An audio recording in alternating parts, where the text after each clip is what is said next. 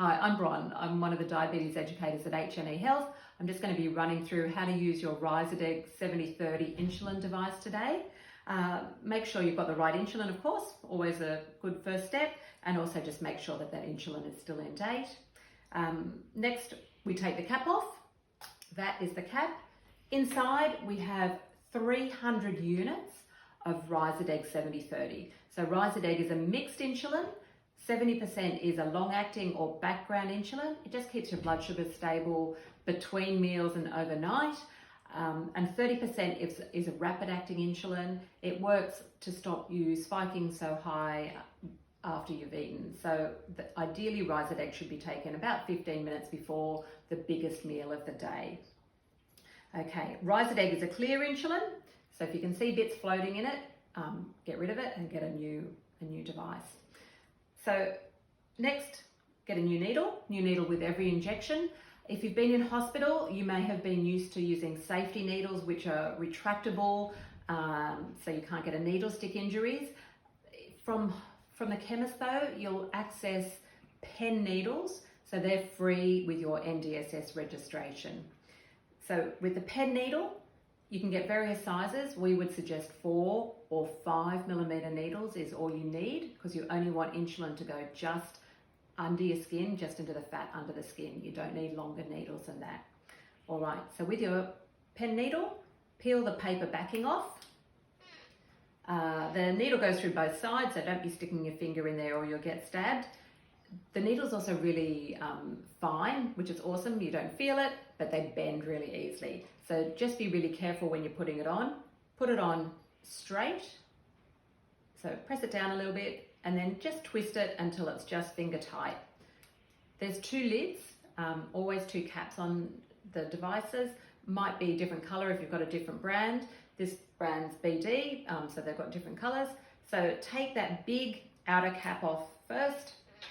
There's always a guard on the needle as well. Like I said, different brands might be another color. Don't snap that off. The needle's under there. You don't want to break the needle off. Just lift it straight up and get rid of that one. The big cap on the outside, we're going to be putting on afterwards to get the needle off. That inner guard, don't be trying to put that back on or you'll stab your fingers. So that is a 5 millimeter needle. So I don't know if you can see that there. Really small and very fine.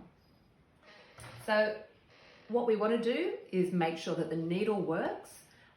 So before every dose, we do something called an air shot, and that's going to be dialing the dial around to 2 units. So 1, 2. The good thing with this device is you can feel and hear the clicks as well as you turn that around. So we've dialed around to 2 units. Then we hold it with the needle up in the air and push the big white button at the end and watch for some insulin to come out. Awesome. So I had insulin come out the first time then. If no insulin comes out, repeat that 1 or 2 times. If still no insulin, just get a new needle. You don't want to be injecting and then finding your needle's not working. That 2 units does not make up part of the dose. It's just literally priming the needle and making sure there's no air in the device. So next, you would dial up your dose. With the Flextouch pen, when you turn the needle around, just in case you're used to some of the other insulin devices, the button does not come out. That's part of this design. It doesn't mean it's faulty. The button is not supposed to come out. So we'll just pretend our dose is 22 units. So we dial around to 22 units. Don't worry if you accidentally go too far. Just dial it back down to the 22 units. Turning this dial around does not deliver the insulin. It's pressing the white button on the end that delivers the insulin. So we'll just get it back to 22 units, and I can't read upside down. So, okay, 22 units is showing in that dose window. So when it comes to injecting insulin, you can inject anywhere over your tummy, not too close to your belly button, but yeah, anywhere over your tummy, round to the love handles, up the top as well, not on top of your ribs, but up quite high. The main thing is you've got to be able to keep that needle at a 90-degree angle to the skin. So if you're going around love handles, keep make sure that that device is still straight to the skin. Awesome. So here's my tummy. So when we inject insulin, like I said, 90 degree going in with that needle, and only gently. I usually hold it so the dose window is up because I need to be able to see that it goes back to 0.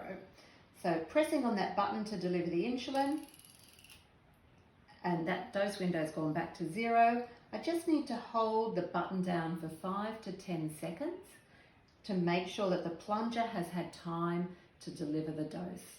If I take it out too soon, particularly if it's a bigger dose, the plunger won't have had time to deliver the insulin, and the insulin will be dripping down the outside, and it doesn't work on the outside.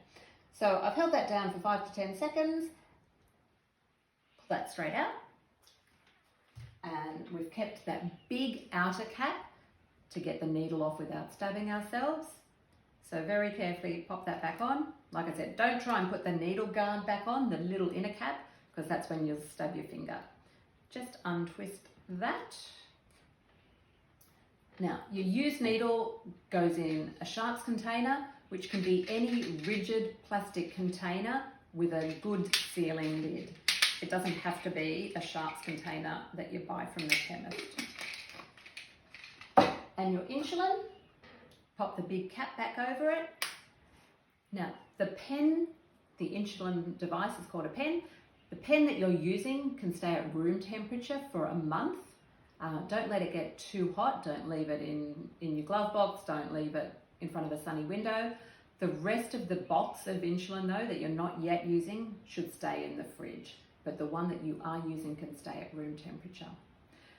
Okay, I hope that's been helpful. We'll see you later. Bye.